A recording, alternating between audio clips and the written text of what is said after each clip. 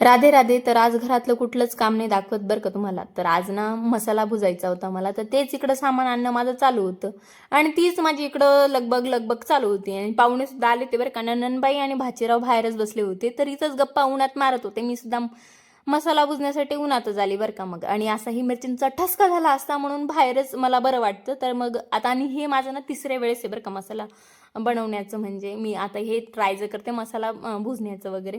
तर याची रेसिपी वगैरे मी काही पूर्ण अशी शूट केली नाही बरं का. कारण बाहेर होतं ना, एक तर ऊन पण खूप लागायला लागलं होतं नंतर. आणि इकडं जे आहेत ना हे मुलं, यांना ना माझ्याबरोबर व्हिडिओत यायचं होतं, तर त्याच्यामुळे सगळेजण इथं रांगेत उभे आहेत बरं का. आणि हे ना हातचा व्हिडिओ बघणार होते आणि इकडे ना मसाला वगैरे सगळे व्यवस्थित असं मोकळे करून घेणार होती, म्हणजे जेणेकरून तेल तापल्यावर काही प्रॉब्लेम यायला नको. इकडं तिकडं फुटणं वगैरे चालू असतं. मग आता मागच्या वेळेस ना माझ्याकडनं शहाजिरं होतं ना, ते सांडलं गेलं होतं बरं का.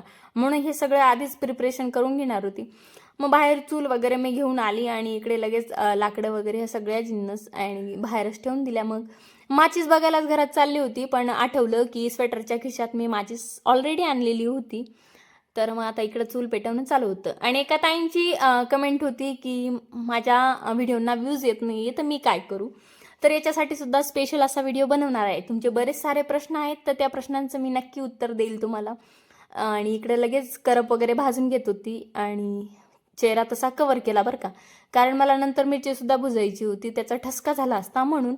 आणि तुम्हाला माझे मिनी ब्लॉग कसे वाटतात कमेंट करून मला नक्की सांगत जा बरं का. आणि इकडं लगेच आहूनकडे ना हे दळण्यासाठी द्यायचं होतं, तेच इकडं भरणं चालू होतं. आता हे गार झालं होतं, तर मग म्हटलं चला आता तुम्ही दळून आणा. मग आपण कसा मसाला येतो काय येतो याची रात्री खिचडी सुद्धा करणार होतो बरं का. आता ते काय तुमच्यावर शेअर होतं का नाही काय माहिती. तर इथं खोबरं सेपरेट देते, नाही तर मसाला दळण्यात ना प्रॉब्लेम होतो. मग आता एकदा झालंय आमच्याबरोबर. खोबरं माझ्याकडनं एकत्र दिलं गेलं होतं, ते सगळं खोबरं मला निवडावं लागलं होतं बरं का.